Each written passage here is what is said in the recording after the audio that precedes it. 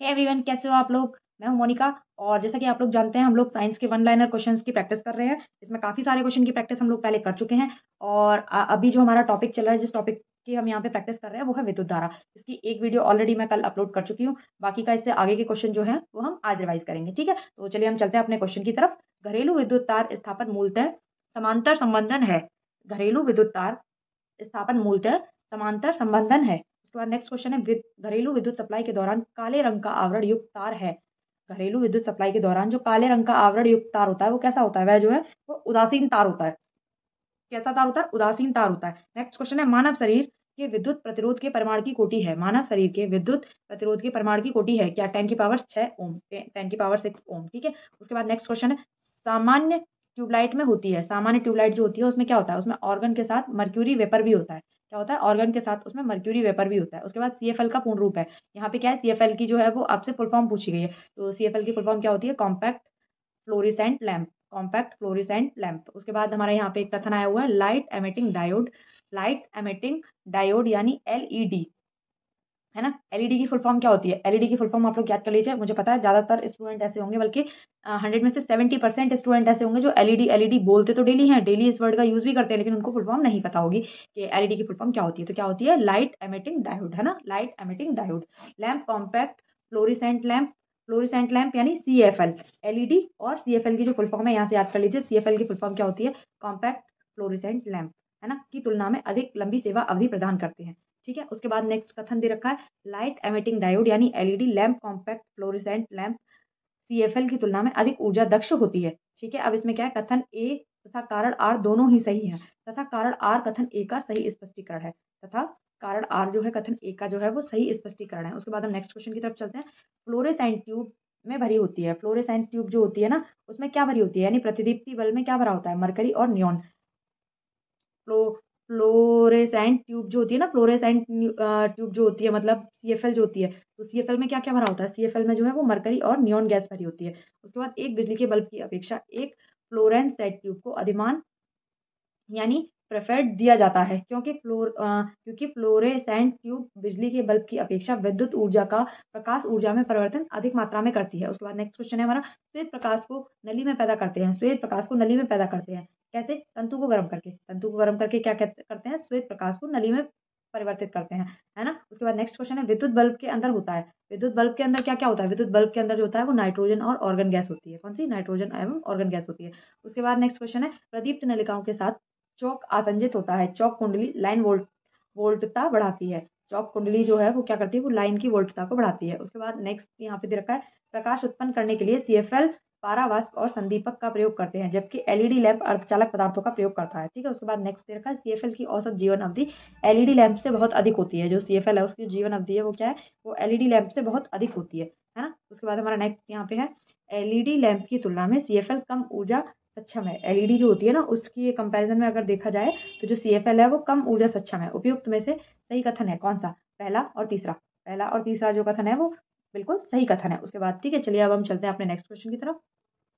एक तार में बहती विद्युत धारा एवं विभवांतर प्रत्येक को 2 गुना बढ़ा दिया जाए। एक तार में बहती हुई विद्युत धारा एवं विभवांतर प्रत्येक को 2 गुना बढ़ा दिया जाए तो विद्युत शक्ति जो है वो 4 गुनी बढ़ जाएगी। तो विद्युत शक्ति कितनी बढ़ जाएगी? विद्युत शक्ति जो है वो 4 गुनी बढ़ जाएगी। दो तारों की लंबाइयां, व्यास और प्रतिरोधकताएं सभी 1:2 के अनुपात में है। अगर पतले तार का प्रतिरोध 10 ओम है तो मोटे तार का प्रतिरोध कितना होगा? अगर पतले तार का प्रतिरोध जो है वो 10 ओम है तो मोटे तार का जो प्रतिरोध होगा वो 20 ओम हो जाएगा। ठीक है। उसके बाद नहीं, सॉरी, हाँ, उसका जो मोटी तार का जो प्रतिरोध हो जाएगा वो 10 ओम हो जाएगा। उसके बाद नेक्स्ट है, समान प्रकार की छोटी बूंदें वी वोल्ट तक आवेशित की गई हैं।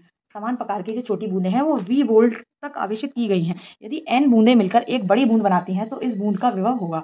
यदि एन बूंद मिलकर एक बड़ी बूंद बना देती हैं तो इस बूंद का जो विभव है वो होगा, क्या होगा? n⁻²/3, n⁻²/3 वी, है ना, n⁻²/3 वी। उसके बाद यहाँ पे कथन दे रखा है, परिणामित्र का प्रयोग वोल्टता के उच्चयन अथवा अपचयन के लिए किया जाता है। परिणामित्र का जो प्रयोग है वो वोल्टता के उच्चयन अथवा अपचयन के लिए किया जाता है। कारण है, परिणामित्र ऐसी युक्ति है जिसका प्रयोग निर्दिष्ट धारा परिपथ में किया जाता है। जो परिणामित्र है वो एक ऐसी युक्ति है जिसका जो प्रयोग है वो निर्दिष्ट धारा एवं परिपथ में किया जाता है। इसमें क्या है, ए जो है वो बिल्कुल सही कथन है और इस यहाँ पे जो कारण दे रखा है आर वो बिल्कुल गलत दे रखा है। उसके बाद नेक्स्ट है, ट्रांसफार्मर प्रयुक्त होते हैं। ट्रांसफार्मर जो है वो कहाँ प्रयुक्त होते हैं? एसी वोल्टेज का उपचयन या अपचयन करने के लिए। AC वोल्टेज का उपचयन या अपचयन करने के लिए ट्रांसफार्मर प्रयुक्त होते हैं।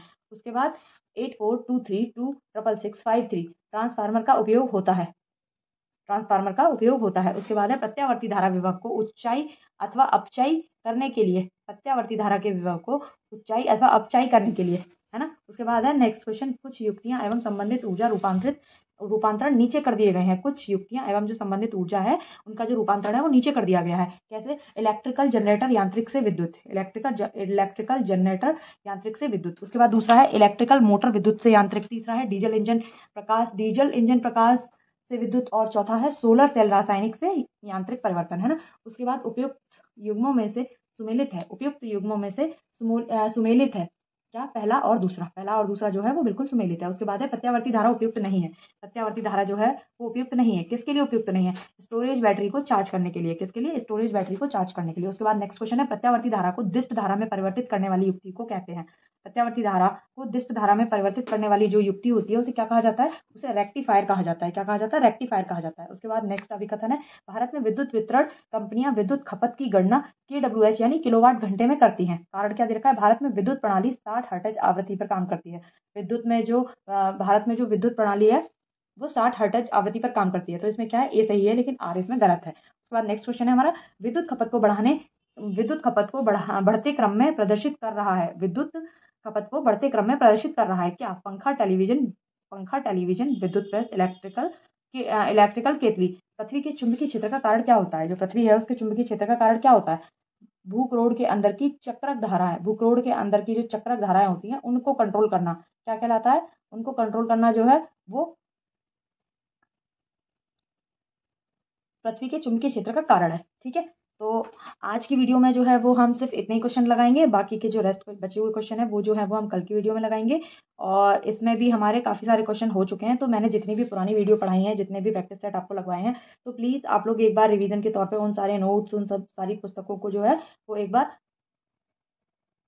अच्छे तरीके से देख लें, अच्छे तरीके से पढ़ लें। और जो जिन नोट से मैं पढ़ा रही हूँ, एक बार इनको अच्छे तरीके से पढ़ लें, सारी बुक्स को एक बार अच्छे तरीके से पढ़ लें, जिससे कि अगर कभी भी आप कोई भी प्रैक्टिस सेट लगाते हो, कोई भी किसी भी बुक का कोई क्वेश्चन लगाते हो, तो उस क्वेश्चन को पढ़कर समझने में आप लोगों को दिक्कत ना आए। क्योंकि कई बार पता है क्या होता है कि हमें क्वेश्चन तो आ रहा होता है, लेकिन हमें उसे पढ़ के समझने में टाइम लगता है। हम उसे पढ़ लेते हैं लेकिन उसका हमारे दिमाग पे क्या असर होता है, हम उसको कैसे पढ़े, ये चीज़ जो है वो हम नहीं समझ पाते हैं, है ना। तो इसी वजह से मैं इन क्वेश्चन की प्रैक्टिस आप लोग को बार बार करवा रही हूँ कि आप लोग किताबों से तो पढ़ो ही, बहुत अच्छे तरीके से पढ़ो, लेकिन फिर किताबों से पढ़ने के बाद आप लोग यहाँ पे आके मेरे साथ प्रैक्टिस सेट भी लगाओ, है ना। प्रैक्टिस सेट अगर आप लगाओगे तो आपको पता होगा कि किस टाइप के क्वेश्चन बनते हैं, किस टाइप से मुझे रिवीजन करना चाहिए। ये सारी जानकारी जो भी आपको प्राप्त होती है ना, वो सारी प्रैक्टिस सेट से ही प्राप्त होती है। इसीलिए मैंने साइंस के साथ साथ अभी जैसे कि मैं ज्योग्राफी की बुक पढ़ा रही हूँ, तो ज्योग्राफी में तो क्या है कि मैं थॉर्टिकल पढ़ा रही हूँ। अभी अभी मैंने जो है प्रैक्टिस सेट स्टार्ट नहीं करवाया ज्योग्राफी का, क्योंकि उसमें जो है मैं सारा का सारा वन लाइनर पूरी ल्यूसेंट को कवर करवा रही हूँ। उसके बाद फिर अभी मैंने स्टार्ट किया साइंस का प्रैक्टिस सेट, तो मैं साइंस का प्रैक्टिस सेट भी बच्चों को लगवा रही हूँ। अगर वो लोग साइंस थ्योरी पढ़ने के साथ साथ अगर जो प्रैक्टिस सेट में लगवा रही हूँ,